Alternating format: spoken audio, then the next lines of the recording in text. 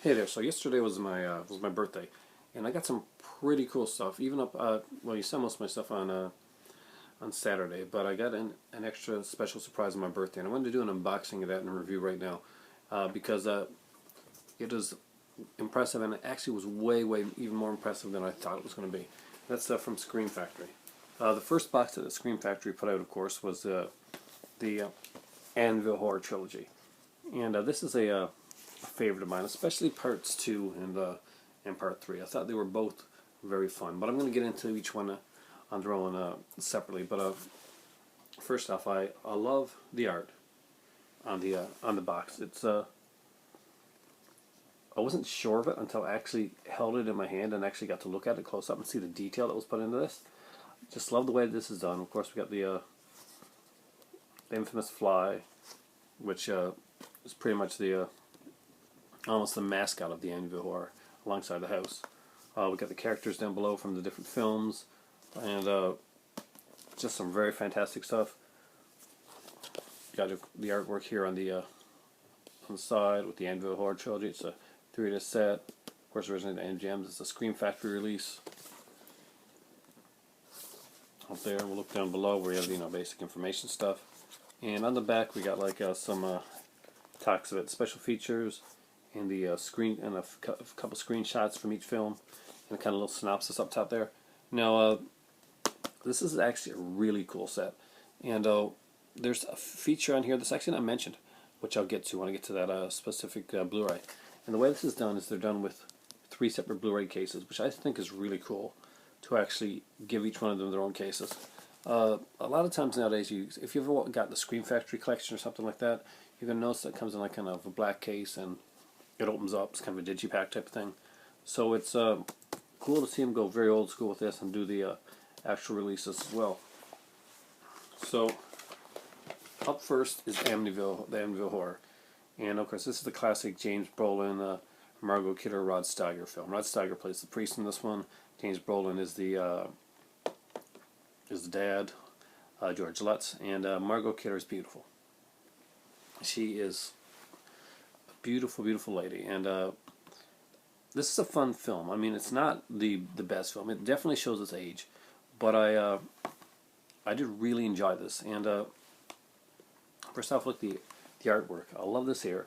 The original poster one, Sheet for God's Sakes, Get Out, with the way they would do it back then. You see it like a lot of like the black and white headshots down below to kind of let you know who was in the film. We have some screenshots from the film in the back. Of course, this is the classic screenshot here that most people remember. If you ever watch you ever get a book or you ever watch any documentaries on this, you're going to see the screenshot a lot. Rod Steiger is an incredible role. He does a fantastic job as a priest here. Margot Kidder for me is the heart of the film. She is she definitely makes it for me. I'm a huge Margot Kidder fan.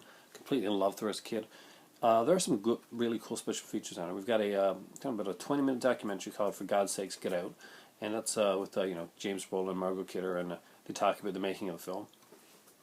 And this one was on the previous release, but we're going to get to the really great special features afterwards. It's got theatrical trailer, radio spots, and the last, but definitely not least, there's an audio commentary of Dr. Hans Holzer, the PhD in parapsychology. So that should be interesting to check out. And let's look at the inside of this here as well.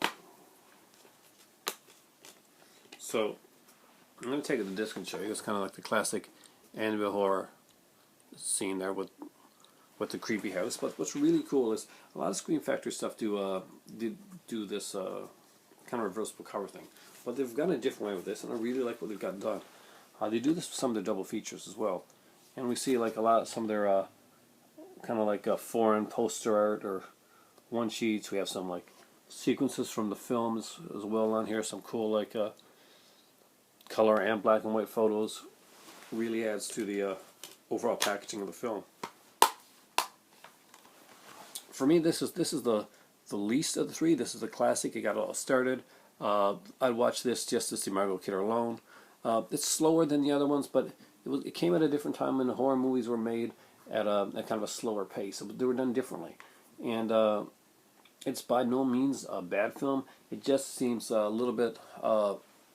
It's less scary than a lot of the stuff that you would see today. And yet, when you watch this movie, just put yourself in the mindset that this was done in the in the 70s, and it's a fun film, and I enjoyed it. But my favorite in the original trilogy, and I think it's the favorite of a lot of people, including Tarantino's, is Amityville 2: The Possession, and that was, well, we'll get into that. Let's first look at the disc and the artwork itself. Again, it's got the original one sheet, lots of writing on there. It's a very cool picture of the Amityville house, very ominous. I really like that for sale sign, the way it comes out like that. This is just incredible. Probably some of my favorite artwork on here. We have the synopsis on the back with the screenshots. Good old Burt Young, Adrian's brother from Rocky, playing the dad in this one here as well. Andrew Prine is in this movie. Andrew Prine's a favorite actor, genre actor of mine. This has the most special features, and this really shines in special features category. We've got an interview with the director Demani. I hope I got that right. Unfortunately, he's recently passed away, so this may have been one of his last interviews, which is a very cool thing to have. We've got new interviews with Andrew Prine, which I'm really going to be interested in seeing, because I love Andrew Prine. It's work. He also did probably an interview with him, I think, on the Town That Dreaded Sundown. He was one of the stars of that. Diane Franklin, of course, who she's been in a crap load of stuff. She plays the sister here, and Britannia Alda is the mom, and we got an interview with her as well. We have an audio commentary with author Alexander Holzer, who wrote Growing Up Haunted, a ghostly memoir. I haven't listened to the audio commentaries yet, but I really want to, especially on films like this. Of course, we have a theatrical trailer. So there's a crap ton of interviews on here. We've got an audio commentary, just some great stuff, and this movie's got a very different feel to it. This is a prequel to the original Amityville Horror, and it's much darker. It's scarier. It goes in really harsh areas. This was made by an Italian director, and it really shows. You get the Italian feel off this film here. The cinematography and just the way the film is. There's a sleazier aspect to this, but in a good way. There's an incestuous thing. There's a possession in this one as well. This is a very cool film.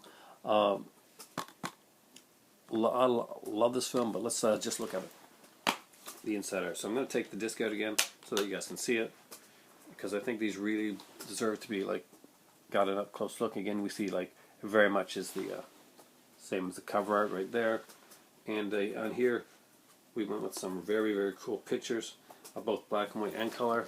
We see the possessed Sonny. Fortunately, this actor hasn't done a lot besides that. We see a black and white family photo. I guess this is before it all went down the road of hell, and just some very cool pictures on here as well. It's a very young Diane Franklin in this one here, and it's makes it even more disturbing. Now, the one that a lot of people are probably wondering about is the third one, because although a lot of people have seen it, a lot of people have not seen it the way that it was meant to be seen. If you've just seen Amityville 3 and you haven't seen it 3D, then you really haven't seen the film in the way that it was meant to be shown. And this is different. This is not the 3D of today. The 3D of today almost takes it in a different direction. It kind of immerses you. It's like putting you in a painting, putting you in the world. That's what the 3D of today does. The 3D of the 80s was a different thing. It's a very pop-up book 3D, a very in-your-face, very coming at you, kind of gimmicky 3D. But you know what? It was amazingly fun. It was awesome, and I really, really missed that. And this one here is a fantastic representation of the way 3D was done back in the 80s. The old school 3D, I really enjoyed it. It's really fun, and this is not an anaglyph 3D. This is the actual Blu-ray 3D, so if you've got a 3D TV, it's automatically going to go in there, put this on in 3D format, and you're going to be able to watch it, and things are going to pop out of the screen. Right from the beginning, the opening titles come out of the screen at you. The darker sequences, it makes it a little harder to see some of the sequences, especially at the beginning when the branches are kind of supposed to be coming out in 3D. It's got a great sound to it, and you can really hear it well. I found it's also because we have glare.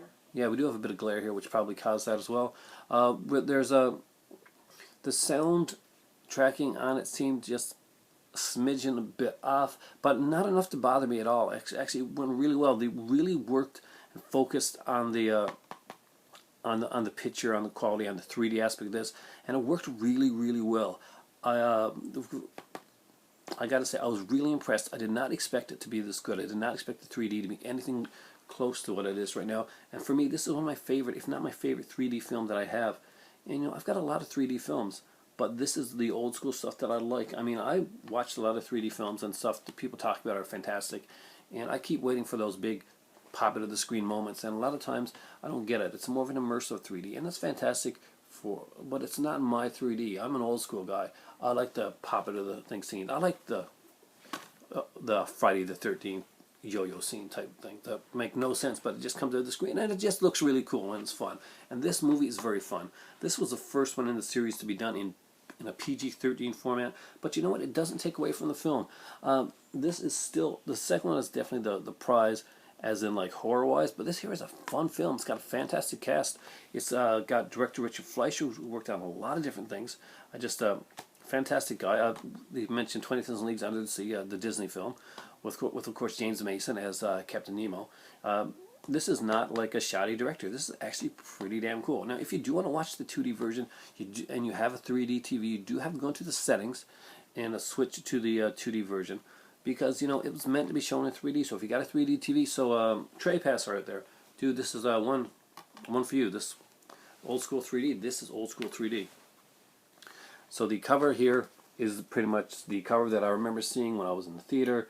The kind of creature that I call this the chicken hand coming out of the house, but it's very cool.